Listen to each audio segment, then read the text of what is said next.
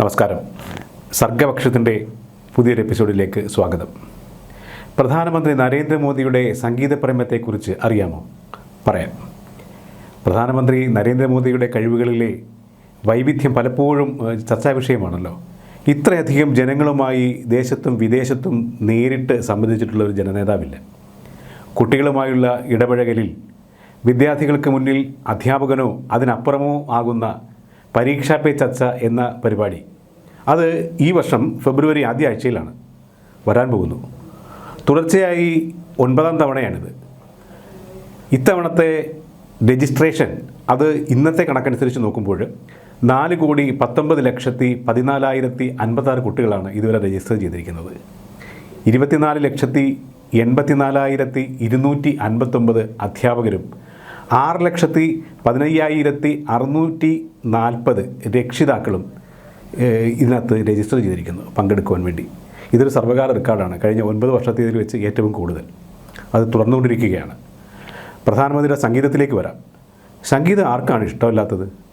മൂളിപ്പാട്ടെങ്കിലും പാടാത്തവരില്ല, അങ്ങനെയാണ് പറയാറ്. പക്ഷേ സംഗീതം നിരോധിക്കുന്ന ഭരണാധികാരികളുമുണ്ട് കേട്ടോ. നഗരം തീ പിടിച്ച് നശിക്കുമ്പോൾ വീണ വായിച്ചിരുന്നയാളാണ് റോമിലെ നീറോ ചക്രവർത്തി എന്നൊരു കഥയുണ്ട്. അതിന് റോമ സാമ്രാജ്യത്തിൽ ചരിത്രപരമായ പിന്തുണയില്ല. അധികാരികളുടെ ഭരണപരമായ അലസതയെക്കുറിച്ച് ഏതോ സർഗവൈഭവമുള്ള ആൾ പറഞ്ഞതോ എഴുതിയതോ അത് പിന്നീട് ചരിത്രമായി മാറിയതോ ആയിരിക്കണം. പക്ഷേ ഭരണാധികാരികൾക്ക് ചരിത്രവും ചാരിത്ര്യവും സംഗീതവും താളവും ഉണ്ടാകുന്നത് നല്ലതാണ് എന്നല്ല, അത് അത്യാവശ്യമാണ്. പ്രധാനമന്ത്രി നരേന്ദ്രമോദിയുടെ സംഗീതപ്രേമവും താളബോധവും ഏറെ പ്രസിദ്ധമാണ്. പ്രധാനമന്ത്രി മോദി താളം കൂട്ടുന്നത് ഏറെ കൗതുകത്തോടെ കണ്ടത് കോടിക്കണക്കിന് പേരാണ് ദൃശ്യമാധ്യമങ്ങളിൽ. അദ്ദേഹത്തിൻ്റെ താളബോധം കേരളവാദ്യമായ ചെണ്ടയിൽ കഴിഞ്ഞ ദിവസം നമ്മൾ കണ്ടു. ഗുജറാത്തിലെ സോമനാഥ ക്ഷേത്രം മുഗള ഭരണത്തിന് കീഴിൽ തകർക്കപ്പെട്ടല്ലോ. അതിൻ്റെ പുനർനിർമ്മാണത്തിൻ്റെ ദിനം സ്മരിച്ചുകൊണ്ട് ആ സ്മരണ പുതുക്കിക്കൊണ്ട് നടത്തിയ ശൗര്യയാത്ര എന്ന വലിയ ആഘോഷ പരിപാടി, ആ ആഘോഷ പരിപാടിയുടെ വേളയിൽ ആണ് പ്രധാനമന്ത്രി മോദി കേരളത്തിൽ നിന്നുള്ള ചെണ്ടമേളക്കാർ ശിങ്കാരിമേളം കൂട്ടുന്നത് കേട്ടതും കണ്ടതും. നേരെ നടന്നു ചെന്ന് ചെണ്ടക്കോൽ വാങ്ങി താളം കൊട്ടി. കണ്ണൂർക്കാരായിരുന്നു ശിങ്കാരിമേളക്കാർ. അവർ ആഹ്ലാദിച്ചു. അത് കണ്ട കോടിക്കണക്കിന് പേരും സന്തോഷിച്ചു. ശബ്ദ സംഗീതത്തിലെ ലോകാത്ഭുതമാണ് നമ്മുടെ ഗാനഗന്ധർവൻ KJ യേശുദാസ്. യേശുദാസിനെ ആദ്യം നേരിൽ കണ്ട വേളയിൽ പ്രധാനമന്ത്രി നരേന്ദ്രമോദി അദ്ദേഹത്തെ അമ്പരപ്പിച്ച സംഭവം ഗാനഗന്ധർവൻ തന്നെ പലവട്ടം പറഞ്ഞിട്ടുണ്ട്. 2017 അത്. മോദി യേശുദാസ് കൂടിക്കാഴ്ച. പത്നി പ്രഭ യേശുദാസ്, മകൻ വിജയ് യേശുദാസ് എന്നിവരും ഒപ്പമുണ്ടായിരുന്നു. 2017 ഏപ്രിൽ, കൃത്യമായി പറഞ്ഞാൽ ഏപ്രിൽ 13 പത്മവിഭൂഷൺ സ്വീകരിക്കുവാൻ ഡൽഹിയിലെത്തിയപ്പോഴായിരുന്നു ആ കൂടിക്കാഴ്ച. ചിരിച്ചുകൊണ്ട് നമസ്തേ പറഞ്ഞ് നരേന്ദ്രമോദി ചോദിച്ചു, താൻസൻ സിനിമയ്ക്ക് വേണ്ടി താങ്കൾ പാടിയ പാട്ടിന് എന്താണ് സംഭവിച്ചത്? ഗാനഗന്ധർവൻ ഒന്ന് അമ്പരന്നുവെന്ന് അദ്ദേഹം തന്നെ പറഞ്ഞു. അത്ഭുതവും ആഹ്ലാദവും തോന്നിയ നിമിഷമായിരുന്നു അതെന്നും. രാഷ്ട്രീയക്കാരൻ, ഭരണാധിപൻ എന്നിങ്ങനെയൊക്കെയാണ് മോദിയെക്കുറിച്ച് കേട്ടിരിക്കുന്നത്. പക്ഷേ ആ ചോദ്യം അങ്ങനെയൊന്നായപ്പോൾ എങ്ങനെ അമ്പരക്കാതിരിക്കും? ഷഡ് ജനേപായ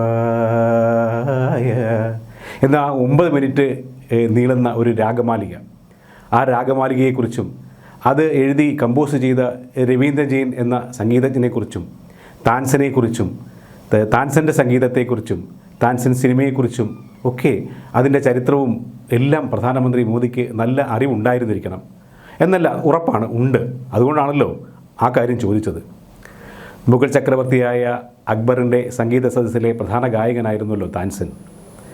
താൻസൻ്റെ ജീവിതത്തെ ആസ്പദമാക്കി 1970 രണ്ടാം പകുതിയിൽ നിർമ്മിച്ച ചിത്രത്തിൽ ആ മഹാഗായകൻ്റെ പ്രതിഭ വെളിപ്പെടുത്തുന്ന ഒരു ഗാനം രവീന്ദ്ര ജെയിൻ സംഗീത സംവിധാനം ചെയ്തു.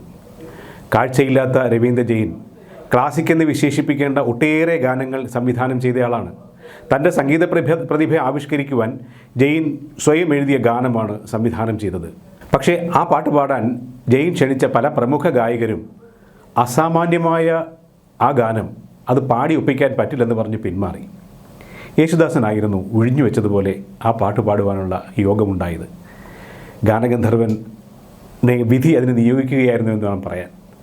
അങ്ങനെ 3 ദിവസം തുടർച്ചയായി അധ്വാനിച്ചാണ് ആ പാട്ട് രാഗമാലിക റെക്കോർഡ് ചെയ്തത്. ഇങ്ങനെ പറയുമ്പോൾ ഇന്നത്തെ ഇൻസ്റ്റൻറ്റ് പാട്ടുകാരും ആർട്ടിഫിഷ്യൽ ഇൻ്റലിജൻസ് വഴി ട്യൂൺ ചെയ്യുന്നവരും നെറ്റി ചുളിക്കും. പക്ഷേ ഈ പാട്ടിൻ്റെ കാര്യം പറയുന്നത് 50 വർഷം മുമ്പത്തെ കാര്യമാണ്, ഓർമ്മിക്കണം. പക്ഷേ ആ സിനിമ പുറത്തിറങ്ങിയില്ല. പാട്ട് ലഭ്യമാണെങ്കിലും ഗാനഗന്ധർവൻ്റെ ശബ്ദത്തെക്കുറിച്ച് രവീന്ദ്ര ജെയിൻ പറഞ്ഞത് ദൈവത്തിന് ശബ്ദമുണ്ടെങ്കിൽ അത് യേശുദാസിൻ്റേത് പോലെതായിരിക്കും എന്നായിരുന്നു. അന്ധനായിരുന്ന രവീന്ദ്ര ജെയിനിന് കാഴ്ച കിട്ടിയാൽ ഞാൻ കാണാൻ ആഗ്രഹിക്കുന്ന ആദ്യത്തെയാൾ ഗായകൻ യേശുദാസാണ് എന്നും പറഞ്ഞിട്ടുണ്ട്. ആ പാട്ടിനെക്കുറിച്ചാണ് പ്രധാനമന്ത്രി ചോദിച്ചത്. സംഗീതബോധം ഉള്ളവർക്ക് എങ്ങനെ നാഴികക്കല്ലുകൾ മറക്കാനാവും? പ്രധാനമന്ത്രി മോദിയുടെ സംഗീതം യേശുദാസുമായി അദ്ദേഹം പങ്കിട്ട നിമിഷം അത് ഒരു ചരിത്ര സംഭവം തന്നെയാണ്. ഭരണാധിപന്മാർക്ക് സംഗീതമുണ്ടാവണം, താളമുണ്ടാവണം, താളബോധമുണ്ടാവണം. എങ്കിൽ അത് ഭരണം സ്വരലയ ഭരിതമായിരിക്കും. നമസ്കാരം.